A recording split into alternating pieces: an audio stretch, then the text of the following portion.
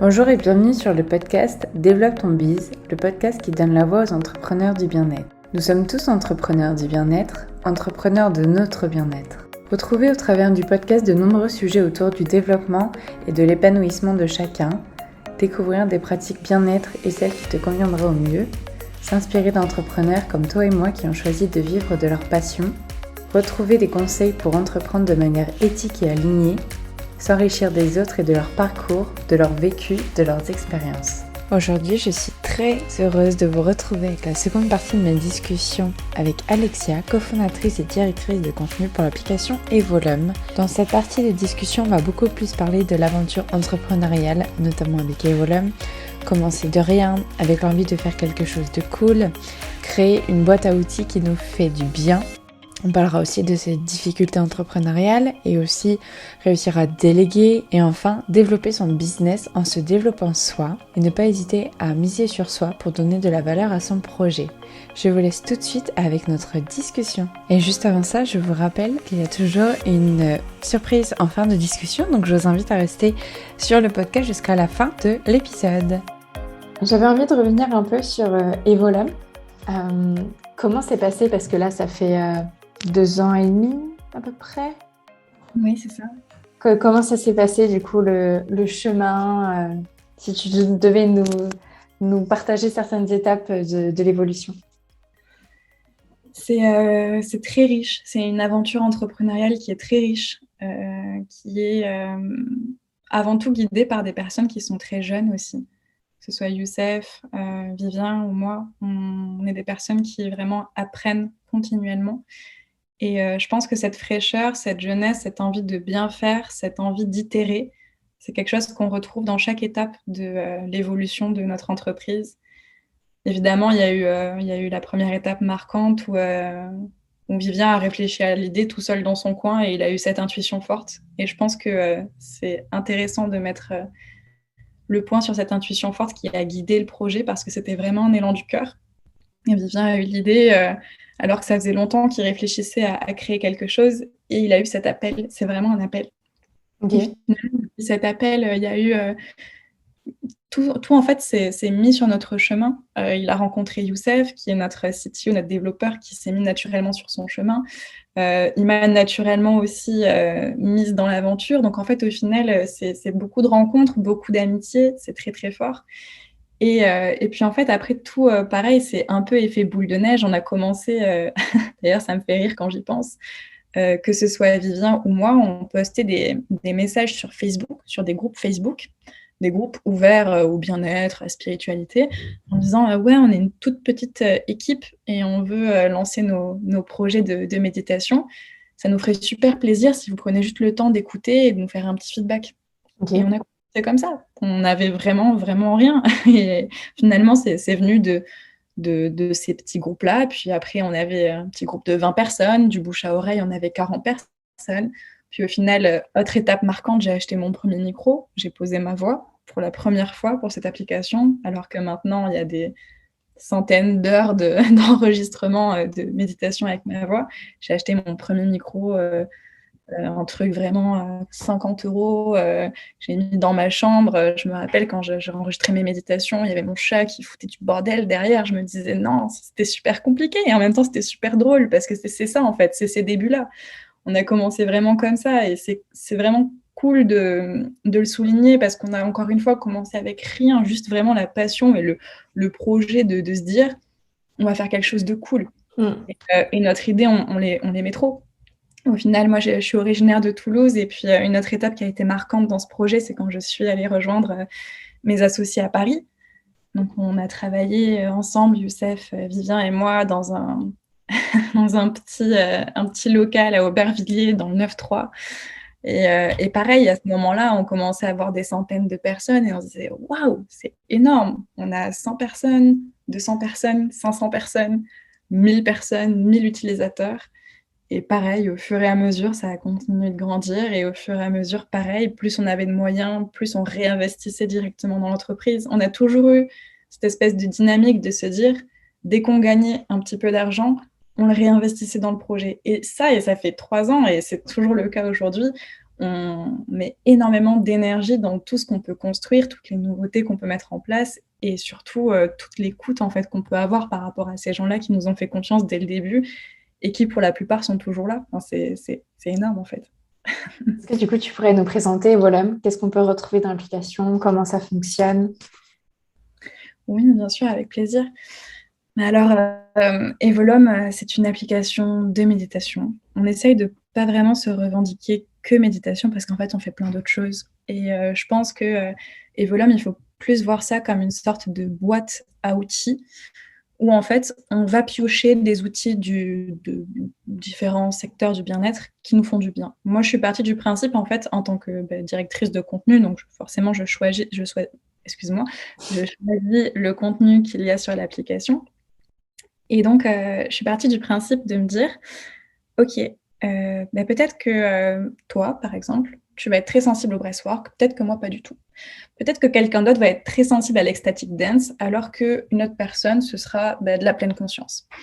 Et en fait, en partant de ce principe-là, je me suis dit: «Chacun est différent et chacun devrait avoir la possibilité de cheminer et de découvrir des outils en se disant: "OK, ça me parle. Ça me parle moins. Ça me parle bien et ça me parle pas du tout"».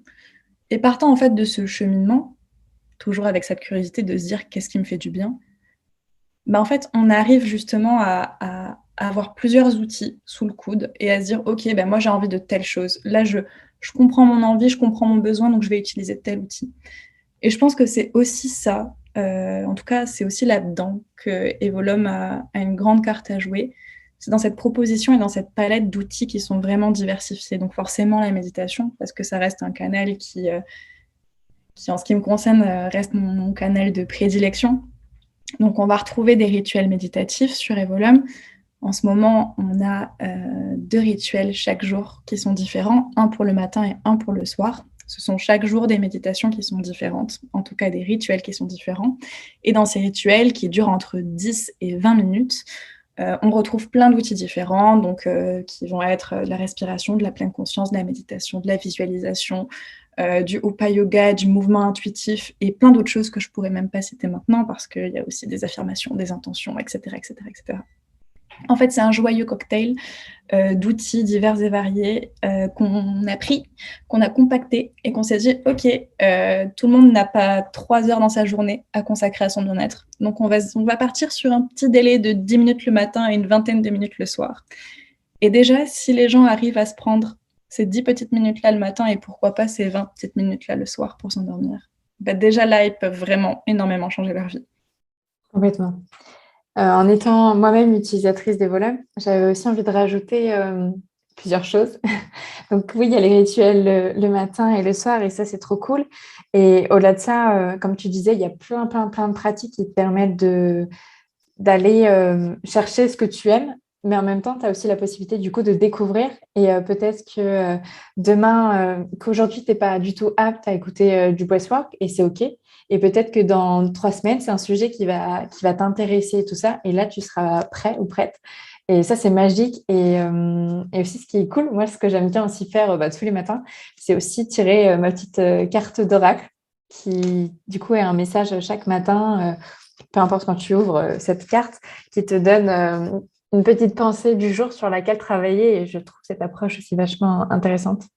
J'adore cet oracle et je te remercie de le mettre en lumière. C'est un petit oracle d'ailleurs que j'ai écrit il y a quelques mois de ça, de 52 cartes, que j'aime beaucoup aussi. Et c'est vrai que, en fait, l'oracle, comme tous les outils que j'ai cités précédemment, pour moi, c'est un outil qui peut justement t'aider à aller dans une certaine direction, ne serait-ce même que de poser une question. Parce que parfois, l'oracle va vachement résonner avec ce que tu vis actuellement et c'est intéressant aussi. Et parfois, en fait, tu vas dire: «Ah, ça me parle d'un sujet». Et peut-être que ce sujet, il n'aurait pas forcément naturellement pop dans ton esprit. Ouais. Et là, du coup, le fait que naturellement, tu tires ta carte, tu te dis: «Ah OK, je vais avoir un petit peu de réflexion autour de ce sujet-là». Et que ce soit la gratitude, l'amour ou peu importe, ça peut aussi servir d'une sorte de reminder par rapport à quelque chose. Et c'est vrai que j'ai aussi un petit coup de cœur pour cet outil que j'affectionne particulièrement. Il y a aussi tout ce qui est un peu programme sur plusieurs séances, sur différents sujets. En effet, ouais, on a créé quelques aventures. D'ailleurs, je tiens à dire que je ne suis pas je suis pas la seule créatrice de contenu au sein de l'application Evolum. En fait, je m'entoure d'énormément de gens et c'est ça aussi qui fait la richesse, je pense, de l'application parce que mes connaissances étant limitées et ma vision étant ce qu'elle est et ma propre vérité, j'adore m'entourer d'autres créateurs de contenu qui vont justement apporter leur dose de fraîcheur, leur dose de science, leur dose de point de vue et leur dose d'enseignement. C'est le cas notamment du coup dans certaines aventures que j'ai co-créées. Je pense notamment à l'aventure Féminin Sacré que j'ai eu la chance de co-créer aux côtés de Kaliane, que d'ailleurs tu as enregistré, tu as fait un podcast avec elle, il me semble. Également Tiffany Garrido et plein d'autres femmes très inspirantes qui justement parlent de ce beau sujet qu'est le féminin sacré. Ce sont des aventures qui en fait sont plus longues avec des méditations et d'autres exercices qui se suivent et qui du coup permettent finalement d'avancer dans un certain sens et dans une direction particulière. Donc on a plusieurs thèmes, on a mission de vie pour justement retrouver, se poser un petit peu des questions sur sa mission de vie. On a des thèmes qui sont plus liés à l'intuition et voilà, plein d'autres thèmes que les gens pourront découvrir s'ils ont la curiosité de le faire. Mais c'est vrai qu'on a essayé de parler d'un tas de sujets assez diversifiés pour que ça puisse parler au plus grand nombre. Yes. Et vous les améliorez au fur et à mesure, je pense même au niveau des lives, où du coup il y a des intervenants. C'est toutes les semaines, si je dis pas de bêtises? Exactement, c'est vrai que ça c'était un gros projet de fin 2021. On avait vraiment envie d'intégrer beaucoup plus d'humains dans l'application. Et c'est vraiment une chance parce que grâce au développement de techniques de Youssef, grâce aux bonnes idées de Vivien et grâce à tout ça, à cette belle équipe qu'on a, on a réussi à mettre en place le live. Donc c'est vraiment un live qui fonctionne comme une sorte de live Instagram, hein. C'est vraiment du cam, il y a un chat, on peut se parler. C'est vraiment le même genre de format. Et c'est vrai que c'est quelque chose, encore une fois, qui me plaît beaucoup parce qu'à titre personnel, en tant que directrice de contenu de l'application, c'est vrai que je donne souvent de moi, de ma vision, de mon contenu pour l'application et pour ce qu'elle est en termes de richesse. Mais là, pour le coup, dans ces lives, je suis beaucoup plus vulnérable et je suis au second plan. Je laisse vraiment un intervenant externe venir nous parler d'un sujet qui lui tient à cœur. Souvent, quand je vais chercher mes petits intervenants, ils me disent « Ok, mais est-ce que tu as un sujet, tu aimerais bien qu'on parle, etc. » Et j'ai vraiment beaucoup de cœur à leur dire allez-y, en fait, parlez-moi de ce qui vous fait vibrer, parce qu'à partir du moment où vous faites parler votre intuition, vous faites parler des choses qui vous plaisent, c'est là aussi où les gens voient que vous êtes passionné de ce que vous racontez. C'est vraiment quelque chose qui sort du cœur. Et moi, en fait, je me place vraiment comme quelqu'un qui visualise le live, même si bien sûr, je suis avec la personne et je l'aide sur plein de petits points. En attendant, je suis vraiment comme tout le monde qui regarde le live et je me dis, waouh, moi je ne savais pas ça, j'apprends ça aussi, ok, moi je me note ça aussi. Et c'est vraiment génial parce que ça me donne l'opportunité de croiser plein de belles âmes, comme toi, hein, qui d'ailleurs est déjà intervenue sur le live et qui interviendra du coup prochainement. J'ai hâte. Oui, ouais, ça va être un très très beau sujet encore. J'avais aussi envie de revenir sur l'aspect vraiment entrepreneurial. Est-ce que tu aurais, alors, en soi, c'est une difficulté, mais moi, je vois vraiment les difficultés comme des apprentissages, comme des leçons pour pouvoir avancer. Une difficulté que tu aimerais nous partager, que vous avez rencontrée dans l'aventure Evolum. Là, tu vois, ce qui me vient tout de suite intuitivement, et c'est pas un sujet facile, mais j'ai à cœur de le partager parce que je pense que chaque personne qui a ce désir d'entreprendre peut être un jour face à ce genre de soucis. En fait, moi, quand je me suis lancée dans l'aventure entrepreneuriale, j'avais très peur parce que je me disais, waouh, c'est beaucoup de responsabilités, il y a les clients à gérer, faut gérer les nouveautés, faut gérer l'aspect marketing, faut gérer l'aspect technique, les bugs, les machins, les papiers, la comptabilité, waouh, c'est énorme. Et en fait, ce qui a été le plus difficile, avec du recul, et ce qui est toujours le plus difficile à l'heure actuelle, c'est la gestion humaine. C'est le fait de s'entourer de bonnes personnes, le fait de faire confiance, le fait de savoir déléguer, et le fait de parfois reconnaître qu'on fait des erreurs humaines. Ça, c'est vraiment ce qui a été le plus difficile et le plus challengeant pour moi. Parce que j'aurais jamais imaginé qu'en fait, gérer des humains, c'était si dur. Pour moi, gérer des outils, ça allait être compliqué. Gérer de la compta, ça allait être compliqué. Gérer des papiers, ça allait être prise de tête. Mais gérer des humains, c'était vraiment la dernière chose que j'aurais pu me dire. Et j'ai appris dans cette aventure entrepreneuriale, j'ai eu beaucoup de déceptions, hein. Il y a eu des moments où j'ai fait confiance à certaines personnes et malheureusement, ça ne s'est pas bien passé. C'est, je pense, une aventure qui est très similaire à l'aventure de la vie, où en fait on rencontre des gens. Il y a des rencontres qui se font de manière très naturelle, il y a des rencontres qui se font, qui le sont beaucoup moins. Il y a des gens avec qui on a du feeling, il y a des gens avec qui on a moins de feeling, il y a des gens avec qui ça passera jamais, et il y a des gens avec qui ça passera toujours. Et ça, dans l'aventure entrepreneuriale comme dans la vie, c'est exactement la même chose. Et dans l'aventure entrepreneuriale, encore plus, au sens où c'est comme une sorte de petit environnement où en fait, il y a cette petite team, il y a des gens qui rentrent, il y a des gens qui partent. Et en fait, c'est encore plus fort en termes d'émotion parce que c'est ton petit bébé, c'est C'est tes exactement ce que j'allais dire, ouais. responsabilités, tu vois, que tu mets dans les mains de l'autre. Et à l'image d'un petit bébé que tu mets dans les mains de quelqu'un qui est ton bébé, Ouais. t'as peur qu'on fasse du mal à ton bébé, t'as peur qu'on le fasse tomber, t'as peur qu'on fasse n'importe quoi. Et en fait, c'est exactement ce qui s'est passé parfois pour moi. J'ai laissé le bébé dans les mains des gens qui n'étaient pas forcément capables de le gérer. Et il y a eu des déceptions, il y a eu beaucoup de tristesse. Et je pense que ça a été la chose la plus difficile en tout cas, et en même temps la plus grande leçon que j'ai pu tirer de cette aventure entrepreneuriale. Savoir déléguer, c'était quelque chose qui me paraissait impossible et que j'ai encore du mal à faire aujourd'hui parce que je pense que c'est l'un des plus gros challenges des entrepreneurs. Autorisez-vous à vous entourer, à prendre du temps pour choisir les gens qui vous entourent.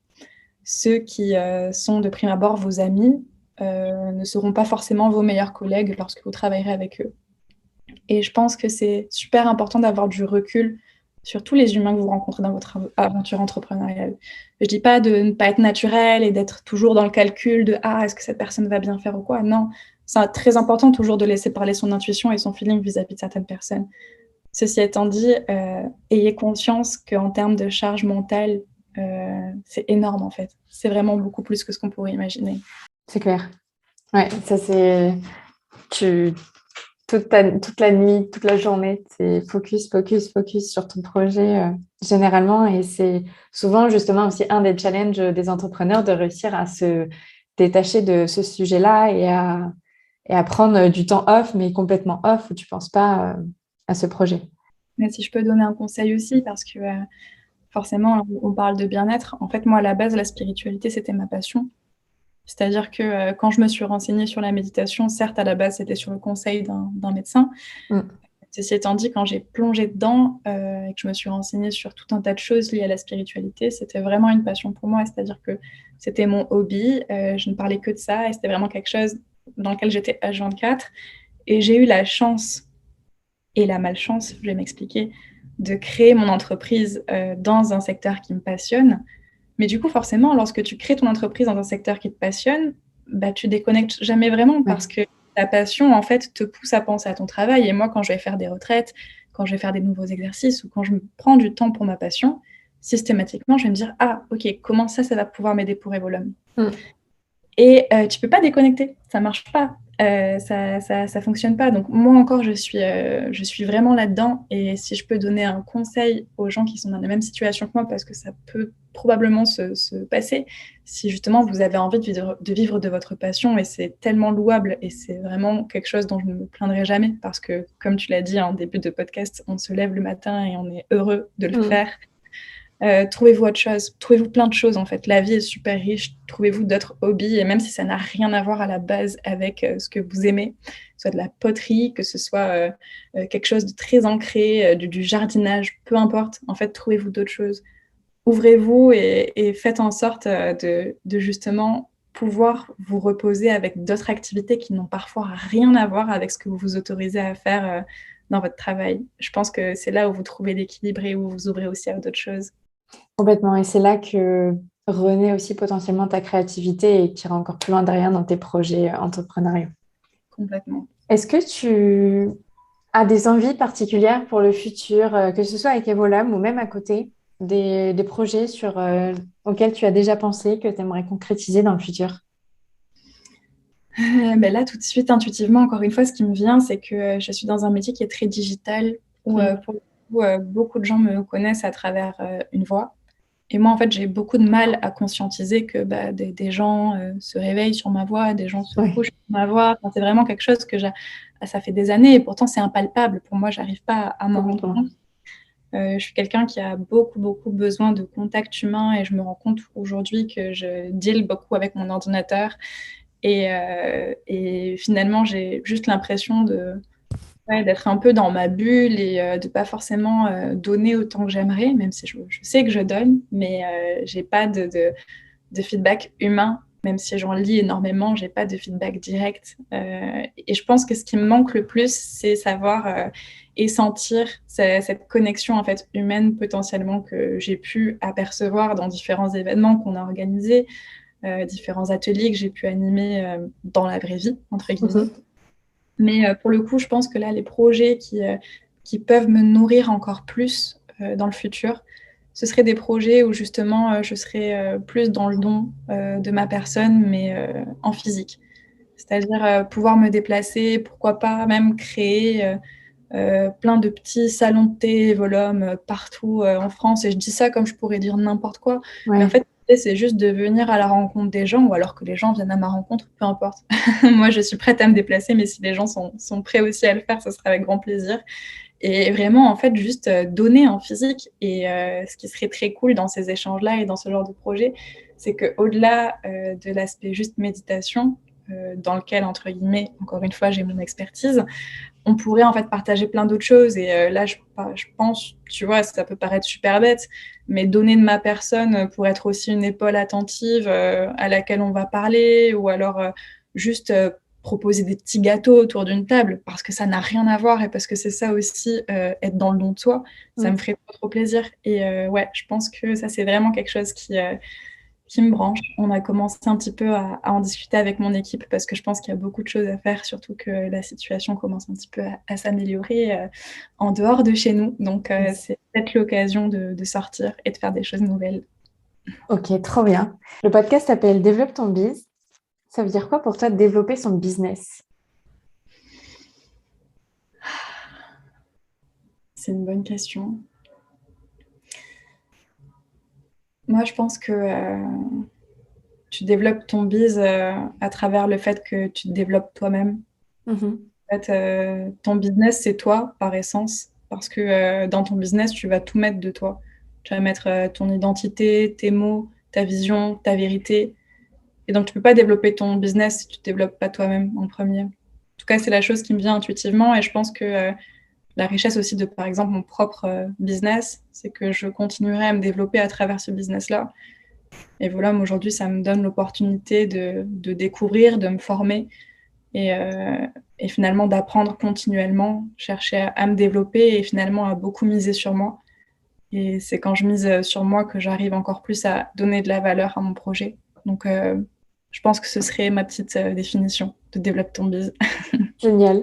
Où est-ce qu'on peut te retrouver? Eh bien, écoute, je reprends petit à petit Instagram, alexia.mangata sur Instagram, Mangata. Vous pouvez, si vous voulez, m'écrire du coup directement par message. Ça me fait toujours plaisir de lire. Sinon, j'ai aussi une petite adresse mail professionnelle si vous avez besoin un petit peu plus d'accompagnement ou alors même des questions un petit peu plus pro. C'est alexia@evolum.co. Super. Et vous pouvez aussi retrouver Alexia matin et soir et à n'importe quel moment de la journée sur l'application.